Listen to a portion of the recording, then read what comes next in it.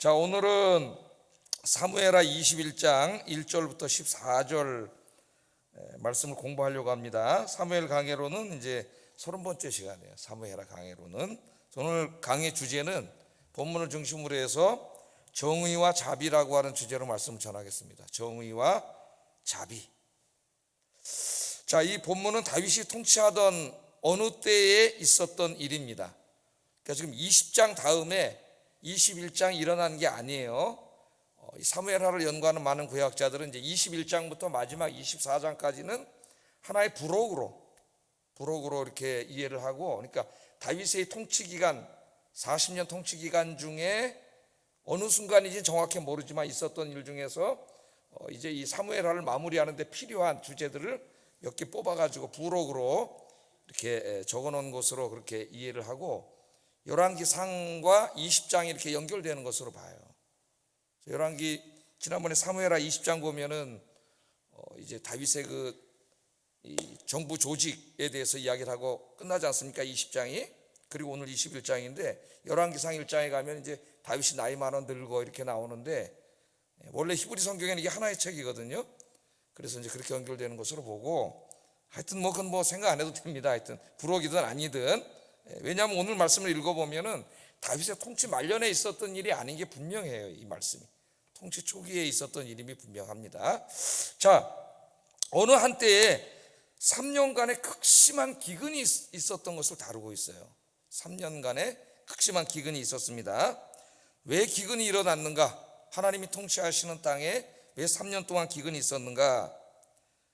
그것을 이제 오늘 성경이 하나님이 말씀을 해주시는데, 다윗 이전에 사울왕이 통치할 때에 사울왕이 기브온 사람들을 학살을 한 적이 있다는 거예요.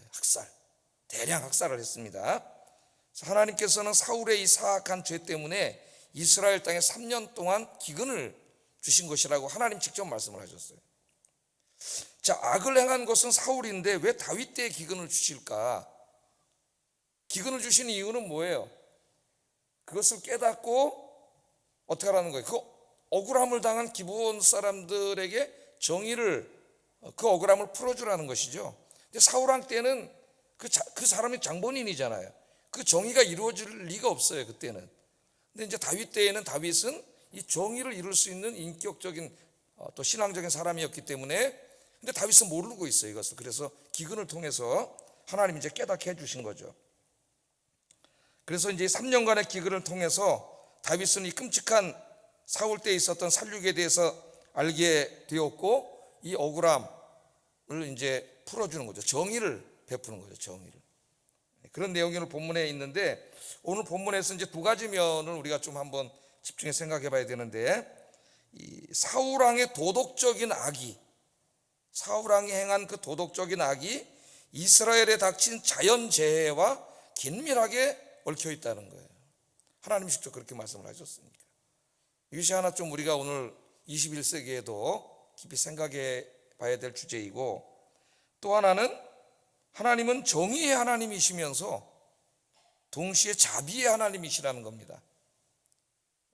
이제 좀 이따 제가 설교를 하겠지만은 다윗이 정의를 행하고 그래서 사울의 자손 중에 7명을 속죄의 의미로 처형을 했는데도 비가 오지 않아요. 근데 나중에 이제 다윗이 사울의 가문을 불쌍히 여기고 자비를 베풀었을 때에야 비로소 비가 옵니다. 오늘 성경 말씀에 보면, 그래서 하나님은 공의의 하나님이시면서 또 자비의 하나님이라는 걸 가르쳐줘요. 그러면 오늘 이제 이 조금 어떻게 보면은 이 흥미로운 이 이야기가, 오늘 굉장히 흥미로운 이야기인데, 이 이야기가 우리들에게 주는 교훈은 두 가지죠. 첫째는 뭐예요? 하나님의 백성들은 도덕적으로 정의로운 삶을 살아야 된다는 거죠. 도덕적으로 정의로운 삶을 살아야 된다. 두 번째는 하나님의 백성들은 정의와 함께 자비를 행해야 된다는 거예요. 자비를 행해야 된다. 이것을 우리에게 보여줍니다. 그래서 한번 이제 전체적인 이야기는 제가 서론에서 말씀했고 한번 살펴보겠어요. 자, 오늘 성경에 보면 다윗이 통치하던 어느 때에 기근이 있었습니다. 그러니까 통치 말년은 아니라는 게 분명하죠. 이걸 깨닫게 해주려고 하는데 40년까지 다 돼서 할 일 없지 않습니까? 그러니까 다윗이 통치 이제 초기 어느 때일 거예요. 그때 있었던 일일 겁니다. 3년 동안 기근이 있었어요. 근데 이스라엘 땅은 여러분이 잘 알고 있는 것처럼 기름진 땅인 건 틀림없습니다. 젖과 꿀이 흐르는 땅이라 그랬으니까. 그런데 이 기름진 땅이 유지가 되려면 비가 와야 돼요. 이 지역은 건조한 지역이기 때문에 겨울에만 비가 오죠. 겨울에만. 근데 늦은 비와 이른 비, 추수 때에 막 파종할 때 이른 비가 와야 되고, 추수하기 전에 늦은 비가 와야 됩니다. 그러니까 비에 의존하게 돼 있어요. 비가 안 오면 기근이 듭니다. 이 땅은. 애굽은 비가 안 와도 돼요. 왜냐하면 그 나일강이 항상 이렇게 범람하기 때문에, 강이 범람하면 어떻게 돼? 그 옆에 비옥한 땅, 삼각주가 형성이 돼가지고, 나일강 유역은 세계 3대 곡창지대예요. 신약시대의 그 로마 제국의 식량을 대부분 그 애굽에서 다 의존을 했고, 사도 바울이 마지막 로마로 갈 때 탔던 배도 그 애굽으로 가던 무슨 배였어요? 쌀 가지고 가던 배였어요. 풍랑을 만난 배가. 오늘 좀 우리가 상식적으로 생각해 볼 필요가 있습니다. 자, 한 1년 동안 기근이 들었다면 그냥 기근이 들었나 보다, 기상학적으로 이렇게 생각을 할 수가 있는데, 그게 2년 그 다음에도 또 기근이 들고 3년째 되는 게 또 기근이 들었어요. 그러니까 이제 사람들도 굉장히 힘들지만 하나님을 경외하는 경건한 사람이 다윗이 왕인데, 다윗이 생각하기에 이게 뭔가 우리에게 문제가 있구나, 그걸 생각하게 된 거죠. 하나님을 안 믿는 사람들도 우리나라 옛날에 조선시대에 조선의 왕들이 가뭄이 들면 어떻게 해요? 짐이 부덕하도다 그러고 나가서 기우제를 하고 막 그렇게 하잖아요.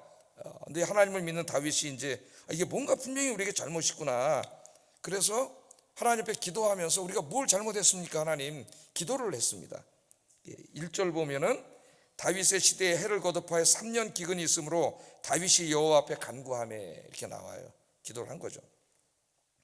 자, 그러니까 3년 동안 계속해서 고난이 닥쳐올 때에 경건했던 다윗은 분명히 이게 하나님 앞에 우리가 뭔가 잘못한 일이 있다, 내가 다 알지 못해도, 그래서 생각 안 할 수가 없는 거죠. 그래서 하나님께 물은 거예요. 기도로. 우리 하나님 앞에 잘못한 게 뭡니까? 이렇게 물어본 거죠. 지금 코로나 같은 이 전염병이 전 세계적으로 지금 4년간 계속되고 있습니다. 이제 조금 끝이 보이는 것 같은데, 여러분, 저 지난주 오후에부터 제가 마스크는 자유롭게 하시라 그랬어요. 이제 필요하신 분은 쓰시고. 자, 4년 동안 계속될 때 우리는, 기독교인들은 당연히 왜 이러한 일이 일어나는지를 하나님 앞에 물어야 돼요. 사실은 우리가 무엇을 잘못했는지 하나님 앞에 우리 스스로를 돌아보는 일이 중요하다. 좀 한번 생각해 보고 싶습니다. 자, 하여튼 하나님께서는 다윗의 기도를 들으시고 응답을 해 주셨는데, 비를 내려 주신 것이 아니고 왜 기근이 발생하게 됐는가 하는 그 원인을 가르쳐 주셨어요. 원인. 기근을 주신 목적이 뭐냐면은 그 원인을 해결하라고 주신 거거든요. 기근이 없으면 깨닫지 못해요, 사람은. 고난이 올 때야 비로소 무엇이 잘못됐는가를 생각하게 되는 거죠. 그러니까 이 기근은 언제 끝나요? 기브온 사람들에게 행했던 그 억울함을 풀어주어야 기근이 끝나는 겁니다. 그걸 깨닫지 못하면 기근은 계속되는 거예요. 그러니까 때로 하나님께서 우리에게도 고난을 잠깐 주실 때가 있는데, 그 고난을 주신 게 깨닫기 위함이라면 빨리 깨달아야 돼요. 깨닫지 못하면 계속 고난이 오는 거예요. 왜? 고난을 주신 이유와 목적이 깨닫게 하기 위함인데 깨닫지를 못해, 어떤 사람은 어리석어서. 그러면 하나님의 목적이 성취가 되지가 않지 않습니까? 그러니까 지혜로운 사람은 어떻게 해요? 빨리 깨달아야지. 깨닫는 게 은혜인 줄 믿습니다. 그래야 매도 들맞지. 하나님이 사랑의 매를 때리시는데, 이스라엘 백성들은 얼마나 어리석은지 깨닫지 못하니까 이사야 1장에 보면 하나님이 발바닥부터 머리끝까지 다 멍들어서 성한 것이 없다, 비유적으로 이렇게 말씀했잖아요. 아무리 깨닫게 하고 사랑의 매를 때려도 이 우매무지한 자들이 깨닫지를 못해요. 깨닫지를 못해요. 여러분들 깨닫는 여러분 되길 주의 이름으로 축복합니다. 지혜로운 사람 금방 깨달아. 이야, 하나님이 나를 깨닫게 하시는구나. 그 얼른 돌아와야 이게 지혜로운 사람이지. 자, 원인이 뭐냐? 1절 하반절에 보면 여호와께서 이르시되 이는 사울의 피를 흘린 그의 집으로 말미암음이니 그가 기브온 사람을 죽였음이니라, 그렇게 이야기하고 있습니다. 이게 이제 오늘 말씀을 다 읽어보면 단지 몇 사람을 죽인 게 아니라 기브온 족속이라고 하는 그 인종 자체를 대량 학살해버린 거예요. 그리고 이스라엘 땅에서 쫓아내버리려고 했어요, 다. 그러니까 인종 청소를 하려고 했던 겁니다, 사울이. 자, 이 내용을 우리가 좀 이해하려면은 역사적 배경을 알아야 되는데 여호수아 9장을 한번 펴보세요. 여호수아 9장이 배경이에요, 여러분.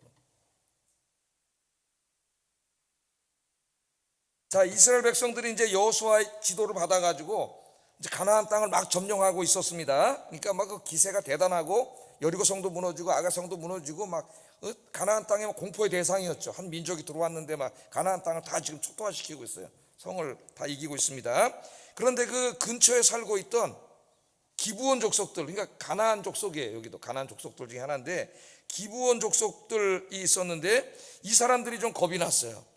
그래서 가나안의 다른 족속들은 끝까지 여호수아하고 싸우는데 이 사람들은 싸우지 않기로 자기들끼리 결례, 싸워봐야 지니까, 예? 저쪽은 여호와 하나님이라는 분이 도와주시는데 이길 수가 없으니까 우리 싸우지 말고 평화조약을 맺자, 자기들끼리 이렇게 결정을 한 거예요.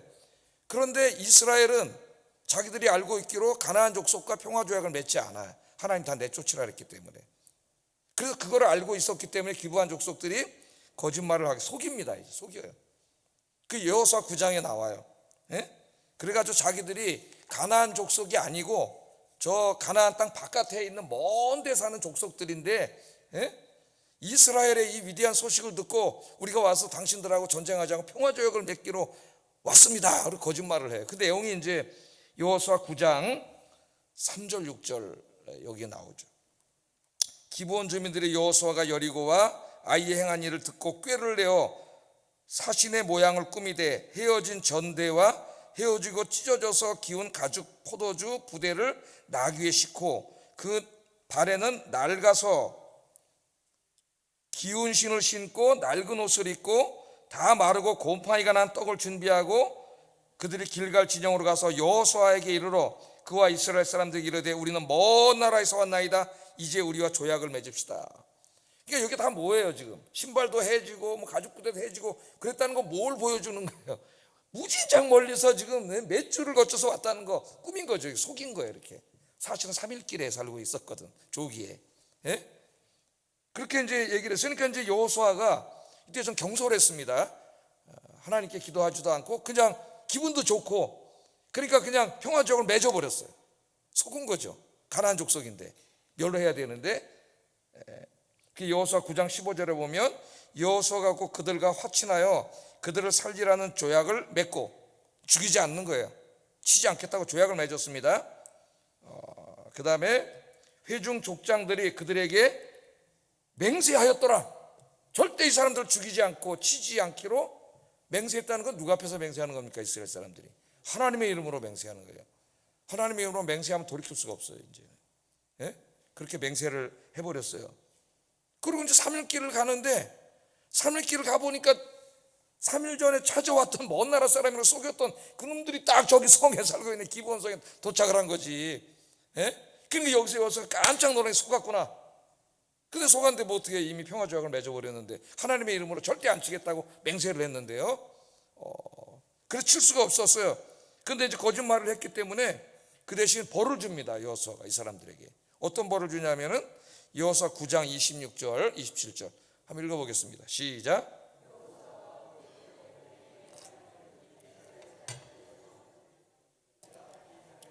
그날에 여호수아가 그들을 여호와께서 택하신 곳에서 회중을 위하여 여호와의 제단을 위하여 나무를 패며 물을 깃는 자들로 삼았다니. 그래서 죽이지는 못해요. 예? 살려주겠다고 하나님 앞에 맹세했기 때문에. 그래서 그들을 자기들의 그냥 돕는 종으로 삼았어요. 성전이나 집에서 나무 패고 물 깃는 자들로 삼았더니 오늘까지 이르니라. 그렇게 나옵니다. 자, 이렇게 속아서 평화조약을 맺었지만 하나님의 이름으로 맺었기 때문에 그들을 어떻게 할 수가 없었어요. 쫓아낼 수도 없고 하나님의 이름으로 맹세했잖아요. 그래서 그 이스라엘 사람들이 좀 마음에 안 들고 불편했지만은 그 땅을 다 점령한 이후에도 기브온 사람들은 같이 살았어요. 거기서. 예? 그래서 그게 계속 평화적으로 유지가 되어 왔는데 사울왕이 됐을 때 이제 사울이 이걸 깨뜨립니다. 사울왕이 오늘 본문에 보면은 이 언약을 깨뜨리고 기드온 사람들을 대량 학살해 버렸고 다 내쫓아버리려고 했어요. 이방 놈들 이 땅에 못 살게 해야 되겠다. 그 내용이 이제 2절에 나오죠. 2절 한번 읽어보겠습니다. 오늘 본문 2절 읽어봅니다. 시작. 그들은 아모리 사람 중에서 남은 자라 이스라엘 족속들이 전에 그들에게 맹세하였거늘 사울이 이스라엘과 유다 족속을 위하여 열심히 있으므로 그들을 죽이고자 하였더라. 이렇게 나와요. 예? 그 맹세하였다는 걸 알고 있었지만은 이스라엘과 유다 족속들을 위하여 열심히 있으므로 사울이, 그러니까 그거는 좋아요. 하나님이 자기의 허락하신 백성들을 위하여 왕으로서 열심을 내고 더 잘 살게 하려고 하는 건 좋은데, 기브온 족속들은 이미 하나님 앞에 맹세한 사람들이거든요. 그러니까 내비로 두고 같이 살아야 돼요. 여호수아 때부터 지금까지 또 시간도 상당히 많이 흘렀는데 이제 와서 그들을 자기 민족적인 이 민족주의에 빠져가지고 사울이 그들을 그냥 대량 학살해버리고 다 쫓아내버리려고 한 거예요. 그러니까 이제 억울하게 그때 이 기브온 사람들 굉장히 많이 죽었죠. 근데 찍소리 못하고 있는 거죠. 이스라엘 사람도 아니고 누가 자기들 얘기 들어줄 리도 없고. 예? 사울왕이 이 일을 시도했지만은 사울왕 혼자 했겠습니까? 그 자녀들도 있고 또 거기 신하들도 있고 또 이스라엘 사람들, 유다 사람들도 마음으로 저것들 다 쫓아냈으면 좋겠다 동조하는 마음이 다 합쳐져서 사실은 이게 있는 거죠. 책임은 사울에게 있지만은 그 책임자니까. 그 이게 이제 도덕적으로 도저히 있을 수 없는 하나님의 백성들이 이 사람들을 대량 억울한 사람들 죽인 거죠. 그러니까 이것은 사회 전체에 책임이 있었고, 하나님이 이 문제 때문에 이스라엘 땅에 3년간 기근을 내렸다. 지금 그 말이에요. 오늘 여기 있는 말씀이 3년 동안. 그러니까 이 기브온 사람, 여러분이 기브온 사람이라 한번 생각을 해보세요. 이제 이미 여기 와서 오랫동안 같이 살아서 같은 이제 다 같은 민족처럼 살고 있는데, 그들을 갑자기 왕이 와가지고 유다와 이스라엘 민족이 아니라고 가나안 족속이라고 막 사람들 닥치는 대로 죄도 없는 사람들을 잡아다 죽이고 내쫓으려고 했으니 얼마나 억울했겠어요. 그러니까 지금 살아있는 사람들이, 가족들이 상당히 많이 죽었단 말이에요. 우리나라도 이제 근대사 속에서 비슷한 사건들이 많이 일어나가지고 그 가족들, 후손들 뭐 이제 그런 감정이 아직까지 이게 나라가 하나가 될 수가 없는 지금 막 이런 지경에 있지 않습니까? 우리나라도. 뭐 그것을 뭐 좌파의 시각에서 보든 우파의 시각에서 보든 어쨌든 사람들이 많이 죽었어요. 그럼 그 사람들이 죽었는데 그 죽은 사람들이 가족이 있거든. 가족들이 또 그 가족들의 마음을 한번 생각을 해보세요. 그 막 억울하지만 말도 못하고 그러고 있는데 사울 왕이 이제 어느 날 전쟁에 나가서 죽었고 다윗이 이제 왕이 올랐는데 그래도 감히 말을 못하고 있었어요. 자기들은 이방 민족이기 때문에 또 해를 당할까 봐. 근데 그걸 깨닫지 못하니까 이제 하나님께서 이걸 강제적으로 정의를 행하도록 기근을 내리신 거죠. 그렇게 됐습니다. 자, 여기에서 이제 우리는 아까 제가 서론에 말씀드린 것처럼 인간이 저지른 도덕적인 죄악 때문에 자연재해가 발생했다는 것을 알게 됩니다. 성경은 여러 곳에서 인간의 죄악과 자연재해, 전염병, 전쟁 이런 것들을 밀접하게 연관시켜서 설명하고 있어요. 성경은 여러 곳에 나오잖아요. 그런 게. 그러나 현대인들에게는 상당히 낯선 메시지, 특별히 하나님을 알지 못하는 사람들에게는 상당히 낯선 이야기예요. 이런 이야기들은. 자, 현대인들에게 교회가 만약에 이런 메시지를 선포하면 교회를 향하여 벌떼처럼 일어나 교회를 공격하고 비판합니다. 오래전에 미국의 남부지방의 뉴 올리언즈, 정확히 이름은 뉴 올리언즈라고 하는 도시인데 여기 홍수가 나가지고 상당히 많은 사람들이 죽었어요. 도시가 다 잠겨버렸잖아요. 근데 이 이제 홍수가 난 이 도시는 미국에서 동성애가 가장 이제 심각한 곳이에요. 성적으로 굉장히 문란한 곳입니다. 미국 도시 중에서도. 그래서 미국의 어떤 목사님이 이 자연재앙과 이제 성적인 문란, 동성애 죄악을 연결시키는 설교를 했어요. 근데 또 유명한 목사님이다 보니까 이제 언론에 나가가지고 하여튼 그 이후로 이 목사는 믿지 않는 사람들, 언론인, 믿지 않는 지식인들로부터 무지몽매한 목사로 엄청나게 비난을 받았죠. 지금도 마찬가지죠. 코로나 이야기하면서 이제 우리가 하나님 앞에 잘못한 게 뭐 있는가, 인간의 죄악을 이야기하면은 이 특별히 기독교를 싫어하는 좌파나 이런 지식인들이 벌떼처럼 일어나가지고 이제 막 공격을 하죠. 유진 피터슨이라고 하는 이제 지금 돌아가셨지만은 영성 신학자가 있는데 이분의 책이 상당히 많이 번역돼 가지고 우리나라 목회자들이나 성도들에게 영향을 미치고 있습니다. 굉장히 신학적이고 또 영적으로 뜨거운 분이에요. 이분이 이 부분을 주석하면서 이런 글을 썼더라고요. 이제 번역본으로 제가 읽었기 때문에 그대로 한번 제가 가져와 봤어요. 이렇게 썼어요. 잘 들어보세요. 기근과 홍수와 전염병의 원인을 어떤 악한 행위들로 설명하는 것은 현대인들의 사고방식에는 맞지 않다. 우리가 기상학과 질병에 관해 우리 조상들보다 훨씬 많이 아는 것이 다행이지만 만사가 서로 연결되어 있다고 여기는 옛사람들의 사고방식을 지나치게 무시하지 않는 것이 좋다.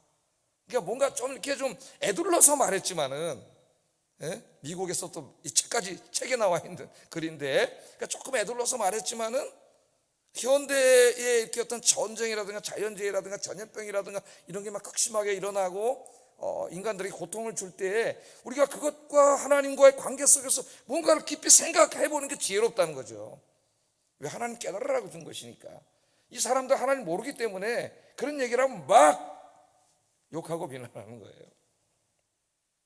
부드럽게 말했지만 현대인들의 죄악에 대해 상당히 강력하게 경고한 겁니다. 우리는 코로나를 4년 동안 겪고 있는데 우리 자신을 돌아봐야 됩니다. 사실은 목사들부터 한국교회가 돌아봐야 되죠. 전 세계 수억의 사람들이 이 병에 걸려서 고통을 당하고 수백만이 목숨을 잃었는데 어떤 신학자 목회자들이 하나님과 연관지어서 얘기하면 안 된다고 이야기를 해요. 깜짝 놀랍니다. 그리고 그 입으로 뭐라 그러냐면 하나님은 천지를 창조하셨고 인간의 역사와 인간의 생명을 주관하시는 섭리하시는 하나님이라고 또 설교를 해요. 그럼 하나님이 인간의 역사와 삶을 주관하시고 섭리하시는 하나님이시라고 설교를 했는데 수억 명이 병에 걸려서 고통을 당하고 수백만 명이 죽었는데 하나님하고 아무 상관이 없다? 그 말이 되는 얘기입니까? 상관이 없다고 얘기해야 뭔가 지식인인 것 같고 좀 깨어있는 목사나 무슨 신학자인 것 같고 뭐 이런 생각을 하고 있는 것 같아요. 어리석은 자들이에요. 이렇게 많은 사람들이 수억 명이 전 세계에 다 걸리고 수백만 명이 죽었는데 하나님과 아무 상관이 없으면 하나님은 인간의 역사에 개입 안 하는 거죠. 그러면 이실론자예요. 이실론자들. 유럽의 신 이실론자들이에요. 솔직하게 이야기됩니다. 정직하게. 욕먹을 생각하고 주의 말씀을 선포하는 선지자가 드물지 않나 이 땅에. 그런 생각이 들어요. 자기 인기, 지식인인 척하고 싶은, 좀 깬 사람인 척하고 싶은 그런 어떤 허상에 잡혀 있지 않아요. 요새 유튜브 시대가 되면서 유튜브에 막 이제 자기들 설교 이런 게 나가면서 거의 유튜버가 돼가고 있는 게 아닌가, 인기 있는 발언을 해가지고 이런 생각이 들어요. 자, 우리는 다윗처럼 전쟁, 자연재해, 전염병이 발발할 때 하나님 앞에서 우리 자신을 돌아보는 것이 지혜롭습니다. 3년의 기근 속에 물어봤잖아요. 그리고 회개하고 잘못을 바로잡고 하나님께로 돌아가는 게 지혜로운 것이죠. 자, 다윗은 하나님의 말씀을 듣고 기근의 원인을 알게 됐습니다. 기근의 원인이 사울이 이 약속을 깨고 기브온 사람들을 대량 학살한 것 때문에 기근을 하나님 주셨다는 것 알게 됐어요. 누가 얘기해 주셨어요? 하나님이 직접 말씀해 주셨어요. 하나님 직접 말씀 안 했으면 또 손가락질하면서 그랬을지 몰라요. 성경에 뭐 하나님 직접 말씀해 주셨어요. 자, 3년 동안 비가 오지 않습니다. 지금 이스라엘의 모든 사람들이 식량이 떨어지고 고통을 당하고 있어요. 모든 이스라엘 사람들이 고통을 당하고 있는데 다윗은 왕으로서 빨리 이 문제를 기근을 해결해야 되잖아요. 근데 원인이 어디 있었어요? 기브온 사람들이 억울함에 있잖아요. 그러니까 빨리 기브온 사람들이 억울함을 풀어줘야 돼. 이 한을, 그죠? 빨리 풀어줘야 돼. 여러분, 정의가 뭐예요? 정의는 잘못된 것을 바로잡는 게 정의예요. 잘못된 불의한 자들 때문에 어떤 집단이나 사람들이 굉장히 억울함을 당하고 있는데 아무리 저러운 정권이 들어와도 그 억울함을 돌보지 않으면 그 사람들은 살 수가 없는 거죠. 그러니까 하나님은 하나님의 정의를 행해야죠. 잘못된 것을 바로잡고 억울한 사람들이 하나 풀어줘야죠. 자, 그래서 이 다윗이 즉시로 기브온 사람들을 불렀어요. 성경에 보면은 그들의 의견을 들으려고 한 거죠. 어떻게 줬으면 좋겠느냐? 3절 한번 읽어보겠습니다. 시작.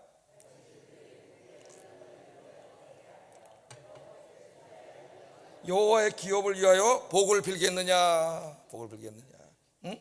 내가 어떻게 해줘야 되겠느냐? 내가 이제 이걸 알게 됐는데 어떻게 너희들이 한을 풀고 이 땅에 비가 오도록 하나님께 축복 기도를 해줄 수가 있겠느냐? 지금까지 막 원수 그 있잖아, 수많은 사람 가족들이 죽었는데 이 정권이 지금 보지도 않고 있잖아. 그럼 그 막 뻔하지, 여러분 알고 있잖아요. 우리나라 잘 알고 있기 때문에. 그 감정.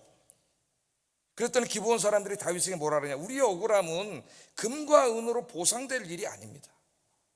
경제적으로 뭐 좀 억울하니까 이렇게 지원해 준다고 해결될 일이 아니라 그래요. 그러면서 뭐라 그러냐면은 우리가 원하는 건 정의라는 거죠. 정의의 시. 우리의 억울함을 풀어주세요. 이 못된 짓을 한 놈들 처벌받게 해달라는 거죠. 그게 그 사람들이 원한 것이었어요. 그게 이제 5절 6절 한번 읽어보겠습니다. 시작.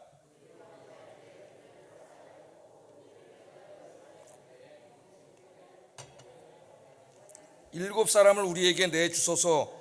여호와께서 택하신 사울의 고을 기브아에서 우리가 그들을 여호와 앞에서 목매어 달겠나이다 하니 왕이 이르되 내가 내주리라 하니라. 이제 이 부분이 상당히 사실 어렵습니다. 이 부분이 상당히 어려운 말씀이에요. 자, 기브온 사람들은 학살의 주범인 사울의 자손들 중에서 7명을 자신들에게 내어달라 그래요. 그럼 자기들이 정의를 시행하겠다는 거죠. 그러니까 자기들은 엄청나게 많이 죽었어요. 몇 명이 죽었는지 모르지만 대량 학살을 당했는데 그만큼 해달라는 게 아니라 그들의 사울의 자손 중에 7명만 내주면, 이게 왜 7명이냐면 7명이 완전수예요. 그러니까 그것은 똑같은 동해보복을 하겠다는 게 아니고 자기들의 그 한에 대한 어떤 최소한의 정의라고 생각을 한 거죠. 그렇게 7명을 부탁했더니 사울이 들어주겠다 그랬습니다. 내가 7명을 내주리라 그렇게 말하고 7명을 색출을 하는데 이미 이제 사울도 죽었고 요나단도 죽었고 그 아들들이 다 전쟁에 나가서 죽었고 다 가족이 망해가지고 이제 거의 다 이제 가족들 그 일에 관여했던 사람들은 다 죽었을 거예요 아마. 그래서 다윗이 고르는데 무비보셋은 살아 있었는데 요나단하고 내가 네 가족들을 지켜주겠다고 약속을 했으니까 무비보셋은 거기다 넣을 수가 없어요. 왜? 그것도 하나님 앞에서 약속한 거거든. 하나님 앞에서 약속한 건 지켜야 돼요. 명심하셔야 됩니다 여러분. 내 하나님의 이름으로 약속한 것은 반드시 지켜야 돼요. 무비보셋은 빼고 사울의 자손 중에 누가 있나 이렇게 이제 골라봐서 이제 7명을 골라냈습니다. 사울이 첩에게서 나온 두 아들이 있었어요. 첩. 오늘 이제 이 여자가 굉장히 중요한 역할을 합니다. 사울의 첩. 그리고 사울의 딸 메랍이 낳은 5 아들이 있었어요. 메랍은 누구예요? 기억나십니까? 메랍. 다윗이 골리앗을 탁 때려 죽였을 때 사울이 딸을 준다 그랬잖아요. 그때 약속했던 딸이 메랍이야, 메랍. 근데 메랍을 다윗에게 안 주고 약속을 어기고 아들이라는 사람에게 시집 보내버렸어요. 근데 마침 또 다른 딸 미갈이 있었잖아요. 미갈이 그 다윗이 너무 멋있어갖고 사랑에 빠져 있었어요. 그래서 미갈하고 결혼시켜줬잖아요. 그게 메랍이에요, 메랍. 그러니까 그때 다윗이 한 18, 19살 정도 됐을 때라는 걸 기억하셔야 됩니다. 18, 19살 정도 됐고 30세가 채 되기 전에 사울이 죽었기 때문에 그러면 그 기간이 한 10년 정도밖에 안 되잖아요. 그 메랍이 시집가서 애를 낳았어도 애가 아무리 나이 많이 먹어도 10살이 넘을 리가 없어요. 이 아이가. 그럼 밑에 동생들은 더 어린 아이라고 생각을 해봐야 돼요. 자, 그럼 한번 염두에 두고 한번 이 말씀을 보겠습니다. 7명을 뽑았어요. 그 기브온 사람들에게 내주었습니다. 8절 9절 한번 읽어보겠습니다. 기브온 사람이 어떻게 했는지 읽어봅니다. 시작.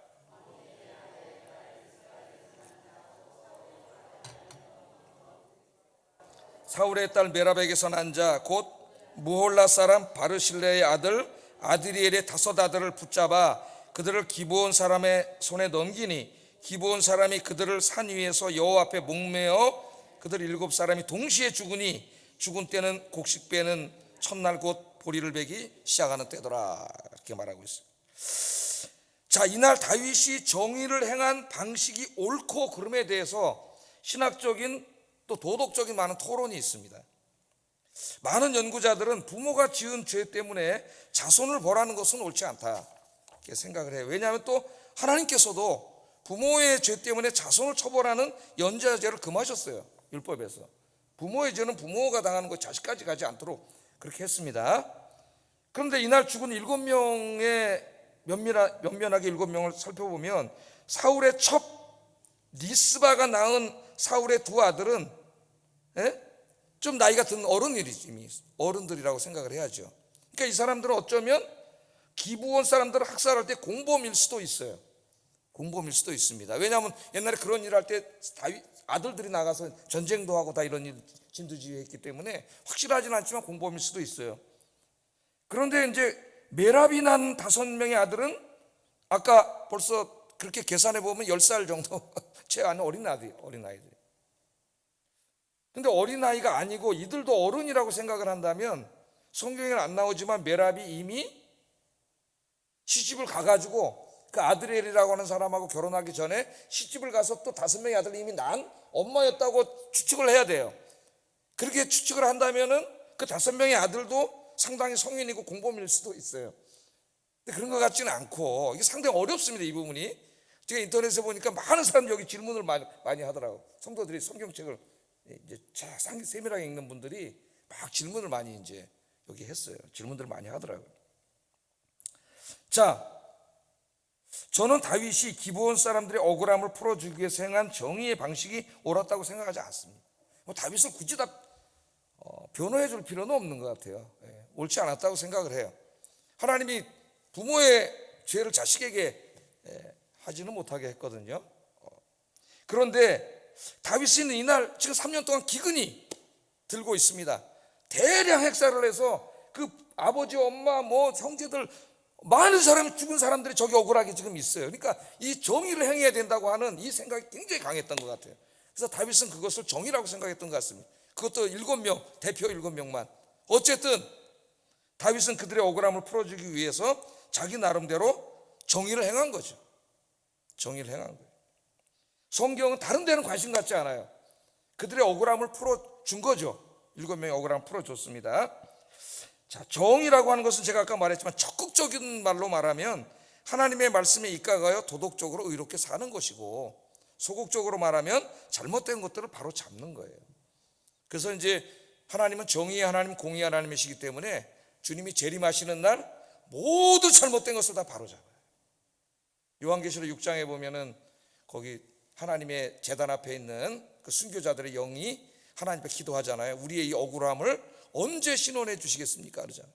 억울하게 죽었잖아요. 그 사람들, 잔혹한 사람들 때문에. 그때 하나님이 이제 기다리라고 말씀을 하시는데, 하나님의 때가 되면은 하나님이 오셔서 정의를 행하세요. 정의. 그러나 하나님은 사랑의 하나님이기 때문에 조금 더 이따 공부를 하겠지만은, 회개한 자는 다 하나님이 용서하시고 받아주지만 끝까지 악을 행한 자들에게는 하나님의 정의가, 마지막 때 하나님의 공의의 심판이죠. 정의가 임해집니다. 자, 이 말씀을 통해서 첫 번째 이제 우리가 배우는 교훈이 뭐가 있어요? 하나님의 백성들은 어떤 사람이 돼야 돼요? 정의로운 사람이 돼야 돼요. 우선 하나님의 말씀에 입각해서 도덕적으로 의로운 삶을 살아야 됩니다. 하나님의 백성들은 뿐만 아니라 이 땅의 잘못된 일들을 바로잡아 하나님의 정의를 세우는 일에 우리가 힘써야 된다는 것을 가르쳐줘요. 하나님의 정의가 왜곡되고 억울한 사람이 많은 곳에 그들이 부르짖으면 하나님이 들으신다는 거예요. 오늘 말씀이 그걸 보여주잖아요. 그래서 오늘 여기 오신 우리 성도 여러분들이 언제 어디서나 하나님의 정의를 행하는 의로운 백성들이 되시기를 주의 이름으로 축복합니다.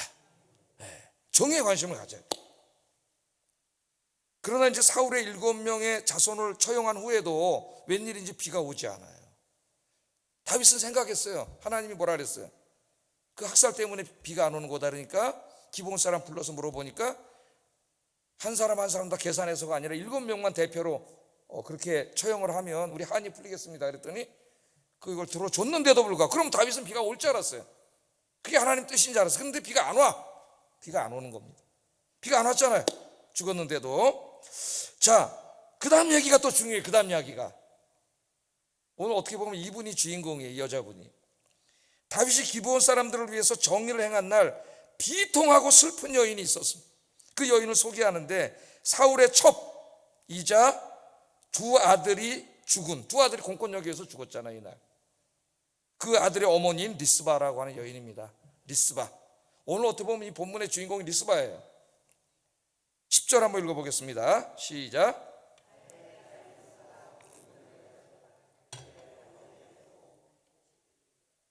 하늘에서 비가 시체에 쏟아지기까지 그 시체의 낮에는 공중에 새가 앉지 못하게 하고 밤에는 들짐승이 범하지 못하게 한지라. 아멘. 자, 리스바라는 여인이 나옵니다. 리스바. 생각나세요? 리스바? 우리 이미 공부했는데 리스바 누굴까요? 생각나세요, 안 나세요? 사울의 첩이잖아요. 첩. 아까 첩이라 그랬잖아요.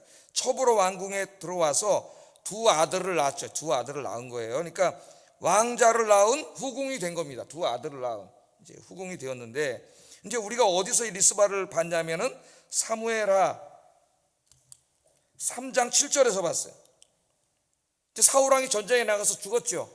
그래서 그의 아들이 이스보셋이 이제 왕이 되고, 그 군대 장관인 아브넬이 이제 군대 장관 식권자가 돼서 다윗하고 7년 반 동안 싸웠지 않습니까? 기억하시죠? 전쟁을 하고 있었는데, 근데 어느 날 이제 이스보셋이 보니까 이 아브넬이 자기 아버지의 첩인 리스바를 자기 아내로 삼은 거예요. 그 생각나시죠? 그래서 다퉜잖아요. 예? 사무엘하 3장 7절 한번 읽어보겠습니다. 시작. 아야의 딸이더라. 이스보셋이 아브넬에게 이르되 네가 어찌하여 내 아버지의 첩과 통관하였느냐 하니, 그렇게 나와요. 자, 그러니까 이 리스바라고 하는 여인이 왕의 이제 후궁으로 들어와서 아들을 둘까지 낳았는데, 왕이 전쟁에 나가서 죽고 그 아들 좀 모자란 친구가 왕이 되고 실권자는 아브넬 장군이 있는데, 그 아브넬하고 다시 이제 이렇게 결혼을 하게 된 거죠. 예? 뭐 생각이 나? 옛날에 그 생각이 나더라고요. 존 F 케네디 대통령이 암살당한 다음에 그 부인이 유명하잖아요. 제클린 여사라고 아주 미모의 여성이었죠. 세련된 미모의 여성이었는데, 남편이 죽은 다음에 좀 있다 보니까 석유 재벌인 오아시스하고 재혼을 했어요. 그래서 이게 전 세계에서 이게 뭐 다 아실 거예요, 여러분. 젊은 분은 잘 모를지 몰라도 전 세계에 이게 문제가 됐고 그랬죠. 야, 어떻게 미국의 대통령 부인이었던 사람이 저 오아시스하고 결혼할 수 있느냐. 그런 생각이 나더라고. 그 이제 장군, 그러니까 자기 남편의 신하였던 사람하고 이제 다시 이제 이 관계가 된 거죠. 그랬더니 이스보셋이 화가 나가지고 이제 막 대들다가 아브넬이 막, 그러니까 이제 꼼짝 못하고 또 깨갱한 거 우리가 이미 공부했잖아요. 예? 그러니까 여기까지만 보면 리스바는 그렇게 훌륭한 여성은 아닌 것 같아요. 여기까지만 보면은. 그런데 오늘 본문에서 리스바의 굉장히 훌륭한 점이 나타납니다. 그거는 어머니로서의 리스바예요. 한 여성으로서의 리스바는 별로 존경받을 인물이 아니었는데, 어머니로서의 리스바는 정말 훌륭한 어머니였다는 거죠. 자, 이날 리스바는 어느 날 갑자기 공권력에 의해서 두 아들을 잃었어요. 두 아들이 끌려가서 죽었습니다. 찍소리 못하고 공권력에서 죽었어요. 자, 그러니까 얼마나 이 여인이 이날 슬펐겠습니까? 두 아들이 갑자기 죽었는데. 근데 그렇게 해서 이제 속지 않은 마음으로 공권력에서 사용을 시킨 거기 때문에 기본 사람들이 죽였지만, 매달아 놨다가 뭐 매달아서 죽였다가 떨어뜨려 놓은 건지 죽여서 매달아 놓은 건지 히브리 문법은 분명하지 않아요. 근데 매달아 죽이고 하여튼 떨어뜨려 놓은 것 같아요. 그러니까 시신은 그냥 방치한 거예요. 거기다 버려둔 거예요. 그러면 이제 시신이 방치되면 어떤 일이 벌어질까요, 여러분? 죽은 시신이 있으면 낮에는 새들이 와서, 독수리 나는 새들이 와가지고, 죽음 있는 곳에는 예수님이 뭐라 그랬어요? 독수리가 모인다 그랬지 않습니까? 예수님의 재림을 비유적으로 설명할 때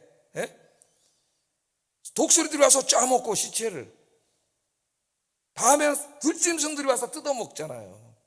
그 아들이 그날 그 억울하게 죽은 것도 그 자기가 어머니로서 막을 수 없었죠. 어머니였지만은 공권력이 이렇게 하는 걸 어떻게 하겠어요? 또 그 아들 때문에 비가 안 온다는데, 아무리 정의를 시행해도 자기 아들 둘이 죽었는데 거기에 동의할 엄마가 어디 있겠습니까? 슬픈데 이 시신조차 걷어주지 않는 거예요. 아무도 거기 가서 시신 어떻게 하지 못하는 거죠. 죄인으로 죽었기 때문에.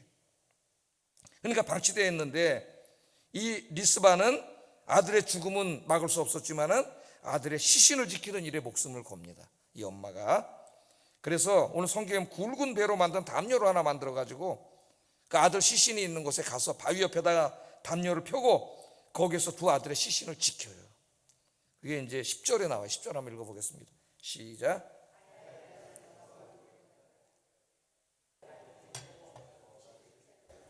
하늘에서 비가 시체에 쏟아지기까지 그 시체에 낮에는 공중의 새가 앉지 못하게 하고 밤에는 들짐승이 범하지 못하게 한지라. 그러니까 죽은 아들 옆에 가서 장사를 지내줘야 되겠는데, 장사를 지내려면 지금 그 아들이 왜 죽었어요? 죽어서 이제 비가 와야 되잖아요. 비가 와야 모든 상황이 끝나는데 비가 안 오고 있는 거예요. 근데 시신은 다 그냥 버렸어요. 죄인으로 버렸기 때문에 아무도 돌보지 않아요. 그냥 내버려두면 새들이 다 짜먹어. 짐승들이 다 뜯어가면 팔 뜯어먹고 다리 뜯어먹고 지금 이 지경이니까 이 엄마가 와서 지키는 거예요. 얼마 기간을 지켰는지는 모르지만 다윗에게까지 이것이 알려졌다고 하면 최소한도 몇 날 며칠은 지킨 거죠. 몇 날 며칠 밤을 새면서 그 바위에다 담요 하나 깔아놓고 새들이 오면 쫓고 짐승 얼마나 무서워요. 호랑이가 올 수도 있고 누가 올 수 있는 그걸 쫓아내면서 그 밤중에 시신들이 널려있는 그 무서운 곳에서 연약한 여인이 계속 자기 자식을 지키고 있었던 겁니다. 거기서 엄마죠. 여성은 약하지만 한 여성으로서의 여인은 약하지만은 엄마로서의 여인은 강합니다. 모성애가 발동하면은 엄마는 강해지는 거죠. 제가 옛날에 한번 얘기했잖아요. 제가 어렸을 때 초등학교 다닐 때 어떤 이제 막 싸웠는데 걔는 형이 나와가지고 저를 이제 이렇게 딱 밀치는 걸 우리 어머니가 집에서 나오다가 딱 봤는데 우리 어머니가 한 그 20-30m를 그대로 1초 만에 날라와가지고 그 친구 그 건들건들한 건들 멱살을 딱 잡아가지고 근데 기억이 나요. 이놈의 새끼 어디 우리 아들을 그랬더니 얘가 오 가버리더라고. 와 그때 내가 우리 어머니가 슈퍼맨이 원더우먼이구나. 우리 어머니가 나타나면 다 꼼짝도 못하는구나. 어머니는 강한 거죠. 어머니는 여인으로서는 그랬지만 자기 자식의 마지막 명예는 지켜주고 싶었던 거예요. 가장 불명예스러운 게 뭡니까? 저주가 죽었는데 장사도 못 지내고 짐승들이 와서 뜯어먹는 거. 그렇게 죽은 사람은 성경에 아합왕과 이세벨 둘밖에 없어요. 그 아주 저주를 당해서 죽은 것으로 성경이 그렇게 하고 있지 않습니까? 바로 이게 어머니야. 엄마 어버이날인데 여러분들 그냥 큰 게 아니고 엄마가 그렇게 키운 거예요. 할렐루야. 감사하세요. 감사해. 엄마 아빠 그렇게 여러분을 키운 거예요. 자, 우리는 여기서 리스바의 어머니로서의 위대한 모습을 보게 됩니다.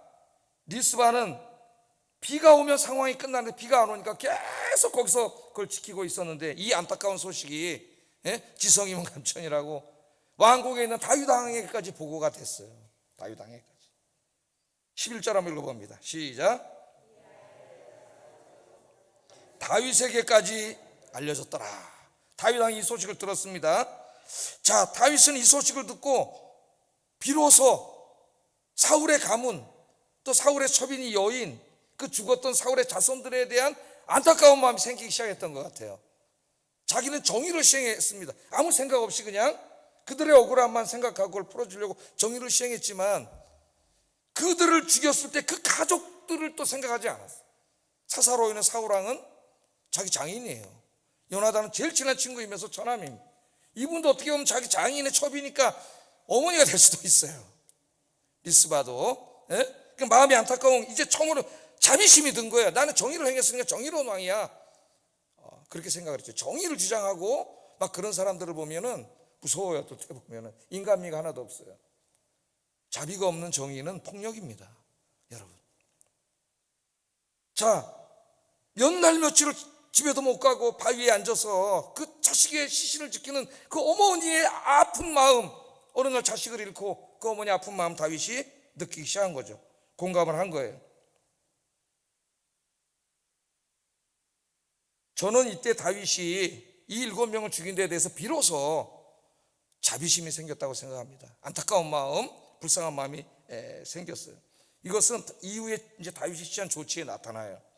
그래서 다윗은 리스바를 통해서 잊고 있었던 사울 왕 요나단, 리스바 이 사울 가문에 대한 생각을 하게 되었고 그들이 불쌍하게 여기게 된 마음, 자비로운 마음이 든 거예요. 자비. 정의를 행하더라도 여러분 자비를 잃으면 안 됩니다. 자비가 없는 정의는 뭐라고요? 폭력이 돼요. 폭력. 그건 황량한 거예요. 그런 자비는 없는 게 나아요. 그런 정의는 없는 게 나아요. 정의의 목적이 정의가 되면 폭력이 된다 그랬죠? 정의의 목적은, 궁극적인 목적은 사랑이어야 합니다.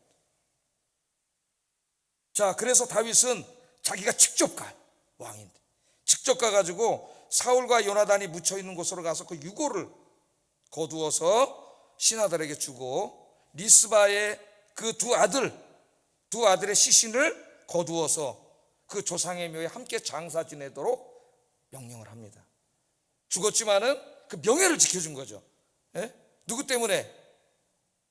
이 리스바 때문에, 리스바, 이 엄마의 눈물 때문에, 이 엄마의 눈물의 기도가 다윗의 마음을, 왕의 마음을 움직인 거예요. 왕의 마음을 움직인 거예요.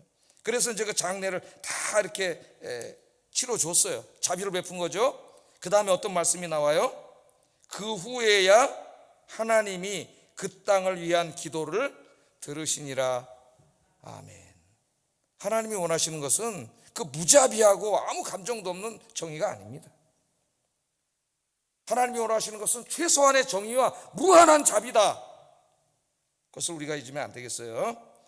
그래서 유진 피터스는 비가 내린 것은 리스바의 어머니로서의 눈물의 기도와 다윗의 사울 가문이 베푼 자비 때문이었다고 이야기합니다. 정의 때문이 아니라 그 눈물과, 자식을 위한 눈물과 다윗이 베푼 자비 때문에 하나님이 그 땅을 치유하셨다고 이야기하고 있습니다. 다윗은 기근의 원인을 사울에게서만 찾았지만, 그러나 그 기근의 원인이 자신에게도 있다는 것을 알게 된 거죠. 정의를 행했는데 비가 안 왔잖아요. 다윗은 기브온 사람들의 억울함을 풀어주었습니다. 그래서 사울의 집에 정의를 행했어요. 그러나 기브온 사건의 책임자로 억울하게 죽음을 당한 사울의 자손들에게 자비를 베풀지 않았습니다. 만일 다윗이 바위 위에서 몇 날, 며칠 동안 자식을 위해 울고 있는 여인을 모른 척 했다면 이스라엘 땅에 비는 내리지 않았을 거예요. 하나님이 원하시는 건 다윗의 자비였어요. 자비. 응? 비가 언제 옵니까? 정의를 행할 때가 아니에요. 자비를 베풀 때, 자비를 베풀었을 때 비가 왔다는 거 우리는 절대로 잊으면 안 됩니다. 정의는 반드시 행해줘야 합니다. 그러나 정의의 목적은 정의 자체가 되면 안 되고 사랑과 자비가 되어야 된다. 우리는 잘못된 것을 바로 잡아서 잘못된 놈을 다 때려 죽이는 게 목적이 되면 안 돼. 잘못된 것은 바로 잡아야 되고 죄진 사람은 벌을 받아야 되지만, 그렇게 함으로 모두가 용서하고 화해하는 이 화해, 자비의 나라를 만드는 것이 중요한 것이죠. 그것이 다윗은 정의를 행함으로 기브온 사람의 한을 풀어주었고, 시신을 장사 지냄으로 가족을 잃은 사울 가문의 슬픔을 위로했습니다. 또한 자식을 위해 울고 있는 한 가련한 여인의 눈물을 닦아준 거죠. 닦아주었어요. 제가 한 가지 얘기를 하고 설교를 마치려고 하는데, 미국의 뉴욕에 이 라과디아라는 판사가 있습니다. 라과디아 공항이 있어요. 미국 뉴욕에 가면 조그만 이제 동네만 왔다 갔다 하는 뉴욕 공항이 아니고 케네디 공항이 아니고 조그만 공항인데, 사람의 이름을 따서 뉴욕 시장이었, 원래는 판사였고 뉴욕 시장을 3번 했던 사람의 이름을 따서 이제 그 사람을 존경해 가지고 공항 이름을 만든 거예요. 라과디아라는 판사, 이 사람이 판사를 할 때입니다. 자, 어느 날 이제 법정에 앉아 있는데 어떤 경찰관이 한 노인을 끌고 왔어요. 법정으로. 죄목이 뭐냐, 무슨 죄를 졌느냐면은 상점에서 빵 하나를 훔친다 걸린 겁니다. 노인이. 그래서 판사가 묻습니다. 이 라과디아가 노인에게 물었어요. 전에도 훔친 적이 있습니까? 그러니까 노인이 아닙니다. 처음입니다. 판사가 또 물어요. 왜 훔쳤습니까? 그러니까 배가 너무 고픈데 돈이 하나도 없어가지고 배가 고파서 훔쳤습니다. 예? 그렇게 얘기하는 거예요. 그러니까 라가디아 판사가 노인의 사정을 듣고 판결을 내립니다. 판결. 노인이요, 아무리 사정이 딱하다 할지라도 남의 것을 훔치는 것은 잘못입니다. 그래서 저는 법대로 당신을 판결할 수밖에 없습니다. 나는 당신에게 $10의 벌금형을 선고합니다. $10 벌금형을 때렸어요. 정의를 행한 거죠. 정의를 행하여 잘못을 봐줄 수는 없잖아요. 그리고 난 뒤에 이 라가디아 판사는 법정 안에 있는 모든 사람들을 향해서 이렇게 말합니다. 이 노인이 빵 한 덩어리를 훔친 것은 비단 이 노인의 책임만은 아닙니다. 이 도시에 살고 있는 우리 모두에게도 일말의 책임이 있습니다. 그래서 나는 판사인 나 자신에게 $10의 벌금형을 선고합니다.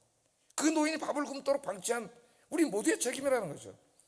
자기는 사회 지도자로서 $10의 벌금형을 자신에게 내렸어요. 그리고 그 자리에 방청하고 있던 사람들에게 50센트의 벌금형을 내렸습니다. 50센트의 벌금형. 얼른 지갑에서 $10짜리 지폐를 꺼내가지고 모자 속에 넣고 돌렸어요. 그랬더니 총 얼마가 거쳤냐면 벌금이 $57 50센트가 거쳤다래요. 실화입니다. 이게 $57 50센트. 그래서 이 라가디아 판사는 그 돈을 노인에게 주도록 했어요.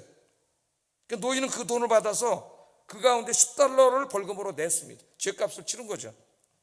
그리고 47달러 50센트를 갖고 너무나 감사하다고 울면서 판사에 인사를 하고 나갔다 그래요. 오늘 이 이야기가 오늘 정답이 아닌가 하는 생각이 들어요. 그리스도인들은 정의로운 사람이 되어야 됩니다. 불의를 보고 내버려 두거나 잘못된 일이 있는데 방치해두면 안 되는 거죠. 정의를 행해야 돼요. 하나님의 의를 실천하는 일에 힘써야 됩니다. 그러나 그리스도인은 또한 자비로운 사람이 되어야 돼요. 슬픔 당한 사람의 눈물을 닦아주는 따뜻한 사람이 되어야 됩니다. 이 판사처럼 우리가 믿는 하나님 아버지가 바로 그런 분이시잖아요. 하나님은 자비로운 하나님이시고 동시에 의로우신 하나님이시고, 하나님이 만일 정의만 시행했다면 우리에게 아무 희망이 없을 거예요. 우리 다 사형, 다 지옥 끝이죠. 그러나 하나님의 궁극적인 목적은 정의가 아니라 사랑이었습니다. 그래서 하나님이 십자가에서 그 하나님의 공의의 형벌을 자기 자신에게 내리셨어요. 성자 하나님께서 그 공의의 형벌을 받고 십자가에서 죽으셨습니다. 그리고 우리들에게 죄 용서해 주시고 우리에게 자비를 베풀어 주셨어요. 할렐루야. 우리 주님의 십자가는 하나님의 공의와 하나님의 자비가 동시에 나타나는 변증법이에요. 변증법. 그런 논문이 많이 나옵니다. 예? 주님의 십자가 사랑과 공의의 변증법. 제목이 멋있잖아요. 예? 그 십자가에서 주님께서는 자신에게 이 모든 공의의 형벌을 내리고, 왜? 하나님은 공의 하나님이기 때문에 공의는 시행돼야 돼요. 잘못은 처벌해야 되고 바로 잡아야 됩니다. 그것을 자신에게 내리시고 그렇게 하심으로 우리 모두에게 사랑을 베풀어 주시고 용서해 주셨습니다. 이제 설교를 마치면서 하나님의 자녀들로서 우리는 하나님, 우리 아빠이신 하나님을 닮아야 돼요. 잘못을 바로잡아 정의를 세우는 일에 힘쓸 뿐만 아니라 더욱더 슬픔 가운데 있는 사람들의 눈물 닦아주는 따뜻한 자비의 사람들이 되시기를 주의 이름으로 축복합니다. 기도하겠습니다.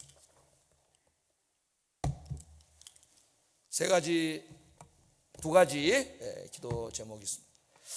우리의 도덕적인 악과 인간에게 닥쳐오는 재앙, 그게 전쟁이든 자연재해든 전염병이든이 서로 얽혀 있을 수 있음을 깨닫게 하소서. 100%다 그런 건 아니지만 생각을 해야 된다는 거예요. 두 번째, 하나님의 자녀로서 잘못을 바로잡아 정의를 세우는 일에 힘쓰게 하시고 더욱더 슬픔과 고통 가운데 있는 사람 눈물 닦아주는 일에 힘쓰는 따뜻한 자비의 사람이 되게 하소서. 기도하겠습니다.